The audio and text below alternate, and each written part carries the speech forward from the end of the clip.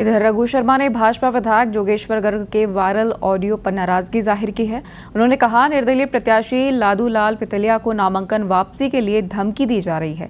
गृह मंत्री अमित शाह का नाम भी लिया जा रहा है। उन्होंने कहा कि अमित शाह गृह मंत्री हैं या गब्बर कि उनके नाम से प्रत्याशियों को धमकाया जाए। साथ ये भी कहा गया कि राजस्थान में भाजपा बार बार सरकार गिरने की बात कह रही है। भाजपा ने देश से लोकतंत्र खत्म करने का काम किया है। और ये जो ऑडियो आज वायरल हुआ उसमें क्या कह रहे हो? अमित शाह जी की नजर है।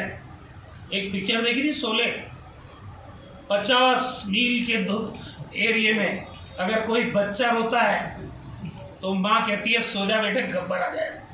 ये देश के गृह मंत्री है या गब्बर सिंह है?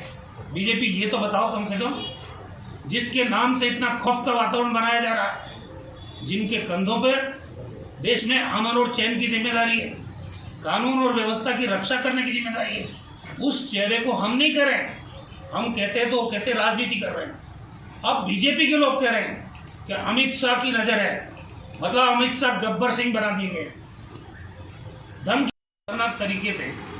और सारे अखबारों में छप रहा, निर्वाचन आयोग कुछ इसका प्रसंज्ञान नहीं ले रहा। ये कहा जा रहा है सरेआम कि टक्कर में नहीं कौन बीजेपी तीसरे नंबर पे है। टक्कर किसके है?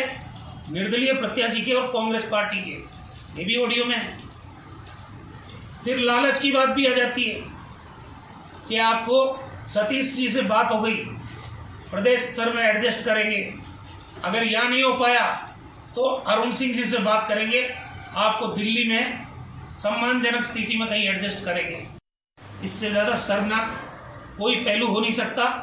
किस तरह के चुनाव करवा रहे हैं निर्वाचन आयोग? सबसे बड़ी बात तो ये कि हमको तो अटैक कर ही रहे थे, हमारे पर तो ईडी, इनकम टैक्स और सीबीआई का प्रहार हो ही रहा था। अब बीजेपी को ही नहीं बख्श रहे हैं। ये भारतीय जनता पार्टी का है, खुद ही कह रहे हैं वो। और बीजेपी छोड़ के बागी बना है तो विचारधारा तो बीजेपी की है। अब आप बताइए इन्होंने किस तरह का बयान दिया इस ऑडियो के अंदर। दीप्ति माहेश्वरी को राजसमंद में हमने मजबूरी में टिकट दिया है। अब बीजेपी को खुलासा करना चाहिए कि वो कौन सी मजबूरी है। एक मजबूरी में दिया हुआ टिकट है राजसमंद, ये खुद स्वीकार कर रहे हैं। वहीं चिकित्सा मंत्री रघु शर्मा ने आज प्रेस वार्ता कर प्रदेश भाजपा पर जमकर हमला बोला। देख लो, बैनर देख लो, कोई वसुंधरा राजे जो 2 बार इनकी मुख्यमंत्री रही है, उनकी फोटो नहीं है, ना वो कोई प्रचार में गई है। इतने फार्म भरवाए गए, कटारिया जी गए, सतीश पूनिया जी गए, अरुण सिंह जी गए, गजेंद्र सिंह जी गए, लेकिन वसुंधरा जी नहीं गई। हम पे कह रहे हैं हमारी पार्टी में वर्टिकल डिवीजन है, हमारे तो सारे नेता साहब थे। बीजेपी आज ये दावा नहीं कर सकती राजस्थान में कि हम अनुशासित पार्टी है, हम पार्टी की डिफरेंस है। आज भारतीय जनता पार्टी में वर्टिकल डिवीजन है और जिस ढंग से वो खुद मान रहे हैं कि जिसको उनको टिकट नहीं देना था उसको मजबूरी में हमको टिकट देना पड़ा। अब आप बताइए, बार बार सार्वजनिक मंचों पर गुलाब चंद कटारिया और भारतीय जनता पार्टी के नेता कह रहे हैं कि सरकार गिरेगी, सरकार गिराएंगे।